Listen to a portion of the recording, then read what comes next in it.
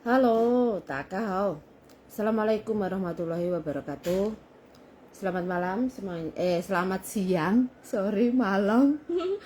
Oke ya. Alhamdulillah saya nyampe dengan selamat dan sekarang sudah sampai di rumah. Ya, semalam perjalanan sangat cepat karena saya mendarat kisaran jam 6.30, kemudian menunggu bagasi setengah jam ya, 30 menitan lebih kalau tidak salah, hampir 1 jam memang. Tetapi di situ all over servisnya di Surabaya sangat bagus. Hanya saja tempat untuk mengambil menunggu luggage, mengambil barang bawaan atau mengambil bagasi itu masih berjubel, jadi tidak teratur seperti itu ya, wajar ya. Jadi trolinya masih tidak teratur karena memang ada ketakutan kalau nanti barang hilang, jadi agak berjubel. Tetapi so far semuanya oke. Nah, baik, yang harus dilakukan atau disiapkan di saat teman-teman pulang ke Indonesia ya. Pertama, kalau di Hong Kong, teman-teman bisa difasilitasi yang namanya check-in online. Kalau Cathay Pacific, check-in online untuk drop bags-nya itu tidak bisa di-scan melalui scanner. Jadi tetap harus antri di counter, menyerahkan paspor Anda untuk mendapatkan boarding pass dan juga nomor tas Anda atau nomor bagasi Anda. Ya. Kemudian kalau misal ternyata batasan adalah 23 kg, kemudian barang Anda over 2 kilo atau 3 kilo atau lebih 5 kilo, itu masih diberikan kemudahan untuk tidak membayar. Jadi jangan ikut calo. Kalau calo Anda lebih berapa kilo, Anda ditarik 600. Padahal jika Anda menambah bagasi atau menambah 1 koper lagi, Anda membayar 790 Hong Kong dolar itu di counter. Jadi Anda bisa masuk 2 koper ya. Terus kemarin juga kebetulan ada mbaknya yang bawa 2 koper, seharusnya adalah 46 kg, tapi ternyata 55 kg, tidak perlu membayar karena memang saat itu counternya bisa dinegosiasi. Nah, jadi kuncinya apa? Kuncinya teman-teman negosiasi dan komunikasi ya. Terus kemudian setelah kita check in, taruh barang ya kan, mendapatkan boarding pass, semuanya sudah oke, tinggal menunggu waktu untuk mencari gate ya kan, masuk ya kan, menunggu waktu untuk masuk. Di situ di saat teman-teman masuk nanti, masuk ke arah entry itu ikuti jalur ya kan. Nah, di sana Anda cukup menyerahkan paspor, kontrak sama Hong Kong ID. Sebenarnya paspor sama Hong Kong ID, kontraknya nggak perlu karena visanya udah ada ya. Visa, paspor, Hong Kong ID, kontrak kerja ditaruh di counter, nanti akan dikasihkan yang dibutuhkan apa. Kemudian semuanya serba pakai retina mata. Jadi semuanya pakai retina mata, tapi tidak dengan sidik jari. Retina mata Anda harus on di kamera ya. Setelah Anda masuk, pemeriksaan di imigrasi barang Anda masuk scan. Di situ kalau di dalamnya ada tab komputer, tab laptop sama barang elektronik tidak perlu dikeluarkan. Anda boleh dimasukkan dalam tas, di scan. Nah, ini udah lama ya beritanya ya. Jadi itu langsung di scan saja. Tetapi HP yang Anda bawa harus ditaruh. Apapun yang ada di badan harus ditaruh ya. Oke. Keluar dari gate pemeriksaan imigrasi, Anda langsung mencari gate boarding Anda. Nah, ini gate boarding Anda. Di situ ada urutan nomor 40 sampai 80 ya kan. Kemudian 230 up. Nah, itu kalau gate 40 80 turun. Kita turun 2 tangga, kemudian di situ kita nanti akan naik tren. Ya, jadi situ trennya ada 2 sisi berhadapan. Nah, Anda ambil sisi yang mana? Catat, perhatikan gate Anda, nomor gate Anda. Setelah Anda naik tren, Anda ikuti cari gate Anda. Duduk di sana menunggu waktu setengah jam atau 30 menit sebelum boarding. Well, Di saat boarding ya, di saat kita boarding, di situ kita suruh antri. Kemudian untuk mengetahui Anda tempat duduknya di mana, ya kan? Kita kan biasanya kasih boarding pass nih ke petugas, ya kan? Kita kasih boarding pass, ternyata kita hanya duduk, hanya stand di situ, lihat kamera itu sudah ada nanti tempat duduk Anda nomor berapa. Nah, jadi tidak perlu lagi mengeluarkan boarding passnya sama paspor Anda di saat Anda mau boarding. Terus nanti Anda waktu sudah masuk ke pesawat, Anda bertemu dengan pramugarinya, Anda akan ditanya, kamu duduk di mana? Nah, Anda harus bisa menjawab di kursi mana, ya. 76 mana, 76 apa? Nah, itu harus bisa menjawab. Kemudian Anda mencari tempat duduk Anda dan seat safety sampai tujuan. Nah, itu proses dari Hongkong, ya. Kemudian di kedatangan bagaimana Mbak Kontring? Well, untuk di kedatangan yang perlu disiapkan juga teman-teman tetap wajib menggunakan ECD. Nah, ECD pengisiannya sama, tidak ada yang berubah, ya. Barcode-nya juga tetap sama. Di saat Anda kedatangan, Anda masuk nanti keluar dari custom, ini untuk tujuan Anda ya, custom. Di custom service kalau Anda sudah pernah pulang dulu dan wifi sudah connect, maka secara auto akan connect. Ya, wifi saya auto connect. Kemudian di situ Anda harus menyiapkan paspor Anda dan boarding pass Anda. Ya, paspor dan boarding pass saja, tidak ada yang lainnya. Kemudian pemeriksa setelah Anda menyiapkan paspor dan boarding, Anda keluar dari imigrasi, ya, keluar dari pemeriksaan imigrasi in person. Jadi belum barangnya ya, jadi belum keluar sebagai penumpang yang barang, tapi Anda keluar penumpang dari pesawat disambut dengan petugas imigrasi. Di situ ada kameranya, jadi retina. Oke, kemudian setelah Anda keluar, menunggu bagasi. Jika Anda masih punya bagasi, maka Anda harus menunggu bagasi. Setelah Anda menunggu bagasi dan mengambil bagasi, siapkan barcode ECD Anda. Barcode ECD sudah selesai. Di sana ingat ya, untuk ECD kalau teman-teman mau mendaftarkan IMEI, karena kemarin sepertinya aplikasi e-mobile dari aplikasinya Bea Cukai Mobile sedang bermasalah atau error waktu saya pulang kemarin. Jadi saya langsung dari website. Itu antara ECD sama IMEI tidak jadi satu. Ya. IMEI dan ECD tidak jadi satu. Jadi setelah Anda mengisi IMEI, ECD dapat barcode, disimpan dulu barcode-nya. Kemudian Anda harus ke Chrome mencari daftar IMEI. Nanti ada formulirnya. Setelah Anda mendaftar dan Anda memasukkan data Anda, maka Anda tidak dapat lagi barcode, tetapi dapat kode. Nah, dapat kode ya. Jadi antara ECD dengan IMEI tidak jadi satu. Ya. Jadi barcode-nya Anda dapatkan, formulir IMEI mengisi lagi berapa device atau berapa HP yang Anda daftarkan, yang mana sesuai ketentuan pendaftaran HP tetap maksimum 2. Ya. Dan tata caranya, penarikan pajak semua masih sama, tidak ada yang berubah. Ya. Kemudian setelah Anda keluar untuk scan barcode ECD, jika Anda mau mendaftarkan IMEI, maka Anda harus antri di depan. Setelah Anda keluar pemeriksaan barang keseluruhan, Anda antri. Ya, Anda antri di registrasi IMEI. Di situ ada loket registrasi IMEI. Ya, jadi ada sendiri registrasi IMEI kalau Anda mau mendaftarkan. Jadi pendaftaran IMEI tetap tidak wajib ya. Kalau Anda memang butuh mendaftarkan HP Anda, silahkan. Tidak juga tidak mengapa. Teman-teman bagi yang cuti boleh tidak mendaftarkan, boleh juga mendaftarkan. Silahkan, tergantung kebutuhan. Ya. Dan syarat ketentuan berlakunya masih sama untuk pendaftaran IMEI-nya, untuk pajaknya ya. Tetapi kalau memang tidak mau mendaftarkan, ya lewat saja, tidak diperlukan.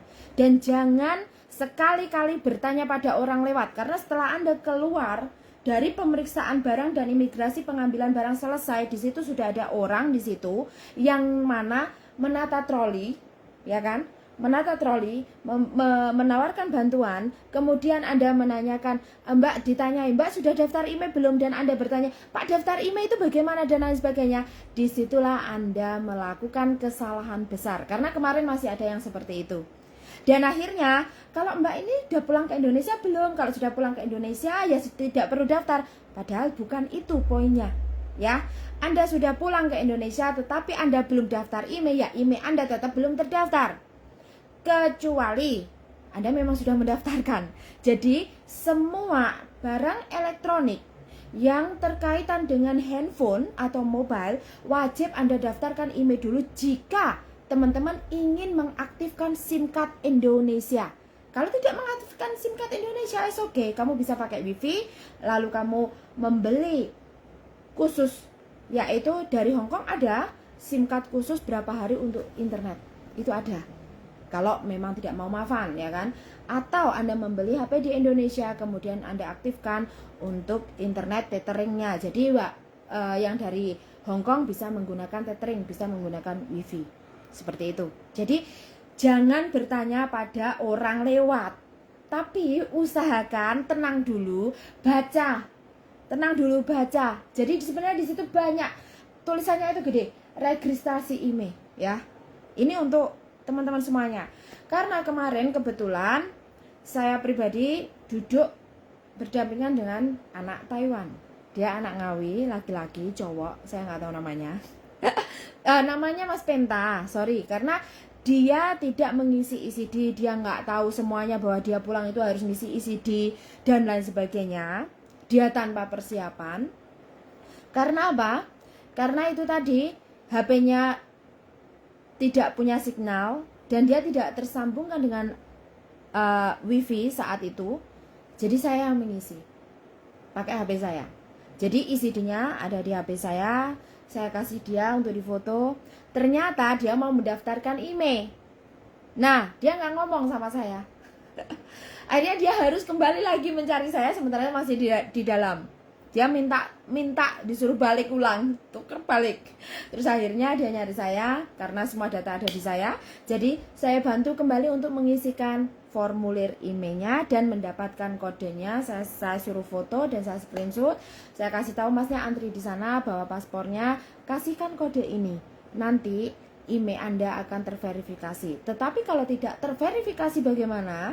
Kalau tidak terverifikasi, teman-teman bisa melaporkan ke hotline, ya. Itu ada hotline-nya nanti, ya. Jadi ada hotline-nya, verifikasinya sudah berhasil, itu ada, ya. Dan itu akan juga ada pemahaman, nanti ada konfirmasi via email, ya. Nah, itu seputar kepulangan kemarin, ya. Dan kalau dijemput, ya ngomong dijemput, kalau tidak di situ ada servis taksi Bluebird juga boleh digunakan. Nah, di sana juga ada travel, terserah teman-teman, atau teman-teman naik bis juga bisa. Semua fasilitas saat ini transportasi sudah sangat bagus, ya. Itu so far di kota, ya. Tapi saya belum merambah di desa saya karena saya baru pulang semalam dan saya masih capek, belum cukup istirahat karena masih belum bisa secara normal, ya. Semalam saya nggak bisa tidur, saya baru bangun tadi pagi, bangun mandi tidur lagi.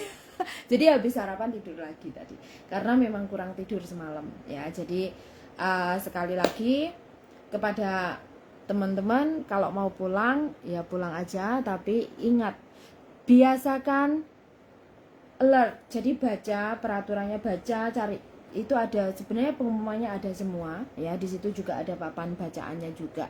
Jadi dibiasakan untuk membaca. Jangan menanyakan kepada orang yang tidak tahu, karena itulah peluang calo untuk memanfaatkan Anda. Cuman so far di Surabaya sudah tidak ada calo. Saya tidak menemukan calo. Tapi kalau orang jual SIM card itu ada, ya. Kalau orang jual SIM card masih ada, tetapi tidak sebanyak dulu, ya. Begitu juga penjual jajanan tidak sebanyak dulu. Jadi intinya all over Surabaya sudah bagus servisnya, cuman hanya di bagian pengambilan barang itu masih apa ya, kurang tempatnya sepertinya itu kurang besar karena hallnya di situ kan masih dibagi setengah dengan pemeriksaan bagian bagian barang ya, pemeriksaan custom. Jadi antara custom sama pengambilan barang itu kan jaraknya cuma sedikit. Jadi hallnya memang kurang gede. Saya kurang tahu nanti di Kediri seperti apa. Semoga di Kediri hallnya lebih besar, lebih luas, jadi tidak manajemennya lebih bagus, jadi tidak berjubel ya. Karena kemarin itu full. Satu pesawat Airbusnya adalah 300, jadi Airbus 300, Airbus 308, 330 itu Airbus paling besar ya, Airbus paling besar dan penumpangnya full. Ada penumpang mancanegara, ada juga teman-teman yang pulang ke Indonesia. Jadi kemarin itu benar-benar pengalaman yang sangat menyenangkan bagi saya ya. Kepulangan, dan itu adalah hari ini awal mula saya mulai harus beradaptasi. Dan saya sampaikan terima kasih ya kepada teman-teman semuanya yang mana kemarin dengan ketulusannya menyisakan waktunya sehari, hampir 1 hari mengantar di bandara ya, membersamai dari aku angkat koper sampai aku di bandara, sampai aku check in, sampai antri, mereka tetap membersamai. Saya sangat-sangat berterima kasih, sangat bersyukur sekali mempunyai teman-teman seperti kalian. Dan tidak lupa doanya, terima kasih, dan semuanya ya, materi, semua materi maupun imaterial, semua yang sudah teman-teman luangkan buat saya, terima kasih sekali ya. Dan untuk pengisian kartu Satu Sehat, aplikasi Satu Sehat itu diisi, tetapi barcode-nya tidak di-scan. Jadi sebenarnya teman-teman boleh mengisi, boleh tidak, tetapi saran saya tetap mengisi, karena sepertinya itu laporannya nanti ke maskapai, karena di situ sudah connect dengan nomor paspor kita, nomor HP kita, berlanjut dengan tempat duduk kita. Jadi di saat kita mengisi Satu Sehat, itu pastikan Anda sudah tahu tempat duduknya mana. Jadi pengisiannya sangat mudah, cukup nama lengkap, nomor HP Hongkong, kemudian email, dan juga nomor paspor, nomor penerbangan, kemudian tempat duduk, terus di cawang no ya kan, itu ada tanda-tandanya, ada batuk kah, fever kah, atau pernah ke negara yang ada empoknya. Nah itu cukup di tik no, kemudian di clear, submit, itu Anda sudah mendapatkan barcode-nya. Pengisiannya sangat cepat, tidak diperlukan sampai berjam-jam, jadi sangat mudah, tidak perlu teman-teman bingung saat mengisi ya. Jadi itu bisa diisi saat di bandara, saat masa menunggu boarding itu bisa diisi, jadi nggak usah bingung. Jadi begitu Anda check in, Anda sudah mendapat boarding pass. Kemudian kalau memang belum masuk ke gate, Anda bisa pelan-pelan mengisinya. Itu tidak perlu lama, hanya 10 menit ya. Atau Anda menunggu di saat Anda menunggu boarding naik ke pesawat juga bisa ya. Jadi pastikan Anda melengkapi semua travel dokumennya, jangan sampai hilang, terutama paspor Anda dan Hongkong ID Anda. Untuk di Indonesia Anda tidak perlu Hongkong ID, hanya membutuhkan paspor. Di saat Anda masuk, Anda memerlukan paspor dan Hongkong ID Anda serta visa Anda kalau Anda masih bekerja. Tapi kalau Anda sudah selesai kontrak atau finish kontrak dan Anda tidak lagi mencari majikan atau tidak ada visa baru, maka Anda hanya paspor dan Hongkong ID saja ya. Oke, terima kasih sampai di sini, dan semoga informasinya bermanfaat bagi teman-teman yang mau pulang. Jangan ragu dan tetap semangat. Bagi teman-teman yang masih berada di Hong Kong dan bekerja, pastikan jangan lupa prioritasnya apa, jangan lupa tujuannya, dan tetaplah untuk memilih pulang ya, jangan terlalu lama. Oke, terima kasih ya, sampai di sini dulu. Assalamualaikum.